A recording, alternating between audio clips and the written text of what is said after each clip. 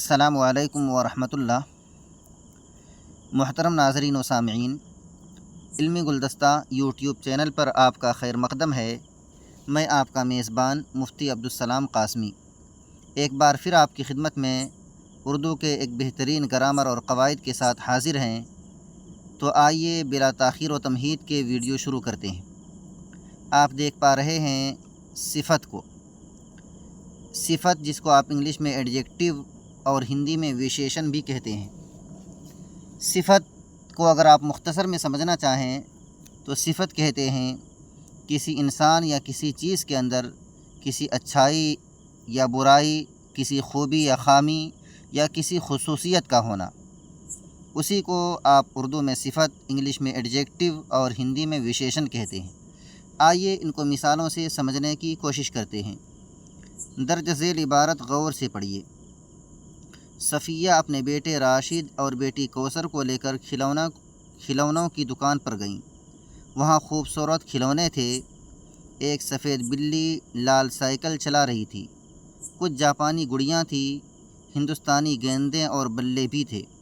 چکنی مٹی کے بنے ہوئے کچھ پھل تھے جو بالکل اصلی پھل معلوم ہو رہے تھے۔ ایک طرف چند کتابیں اور کچھ کاپیاں بھی تھیں۔ کوثر نے جاپانی گڑیا لی، راشد نے 2 بلے اور کچھ کاپیاں لی۔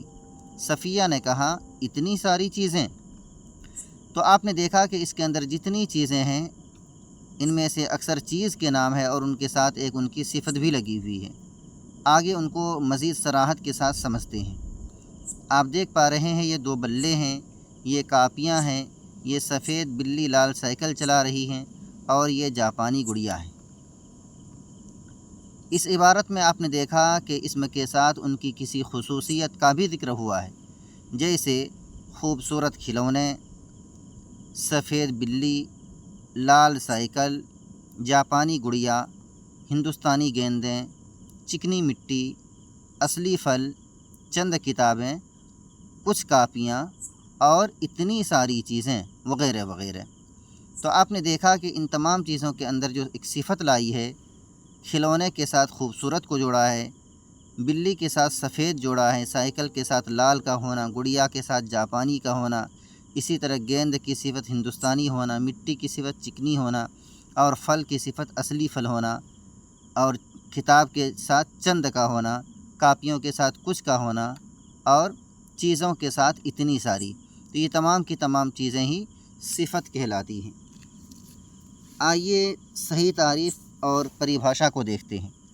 وہ لفظ جس سے کسی اسم کی اچھائی، برائی یا خصوصیت ظاہر ہو اسے صفت کہتے ہیں، جیسے خوبصورت، سفید، چکنی، اصلی، چند، کچھ اور اتنی ساری۔ اوپر دی ہوئی عبارت میں اسم کی جو خصوصیات بیان ہوئی ہیں انہیں الگ الگ زمروں میں بانٹ کر دیکھا جائے تو معلوم ہوگا کہ صفت کی الگ الگ قسمیں ہوتی ہیں۔ نمبر 1، وہ الفاظ جن سے کسی شخص یا چیز کی ذاتی خصوصیت، حالت یا کیفیت ظاہر ہو اسے صفت ذاتی کہتے ہیں، جیسے خوش مزاج، خوش مذاق، باوقار، عجیب، گرم، ٹھنڈا، ذہین، بے چین، شریف، نفیس، اچھا اور برا وغیرہ۔ یہ انسان کی ذات کے اندر ہوتی ہے، ان کے ساتھ متصل ہوتی ہے، لگی ہوئی ہوتی ہے، اس لیے ان کو صفت ذاتی کہتے ہیں۔ نمبر 2، وہ صفت جس میں کسی دوسری چیز سے کسی طرح کا لگاؤ یا نسبت پائی جائے اسے صفت نسبتی کہتے ہیں، جیسے ہندوستانی بلے، یہ ان کے ساتھ ہمیشہ ملا ہوا نہیں رہتا ہے، جاپانی گڑیا، کشمیری شال، عربی گھوڑا وغیرہ۔ ان کلموں میں ہندوستانی، جاپانی، کشمیری اور عربی یہ تمام کی تمام صفات صفت نسبتی ہیں۔ وہ صفت جس سے کسی اسم کی تعداد ظاہر ہو اسے صفت عددی کہتے ہیں۔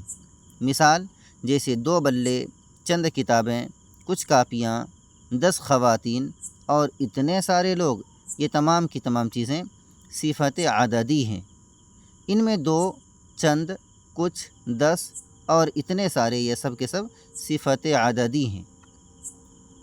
وہ صفت جو کسی چیز کی مقدار یا ناپ یا وزن کو ظاہر کرے اسے صفت مقداری کہتے ہیں، جیسے 2 کلو مٹھائی، पाव भर चीनी, 5 मीटर कपड़ा, चुटकी भर नमक और 1 लीटर दूध वगैरह।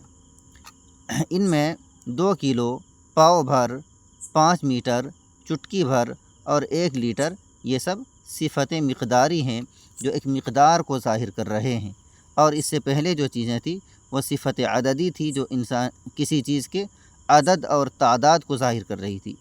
तो मुझे उम्मीद है कि इंशाअल्लाह सिफ़त के मुतालिक ये वीडियो आपको पसंद आएगी और सिफ़त, एडजेक्टिव और विशेषण को आपने खूब अच्छी तरह समझ लिया होगा।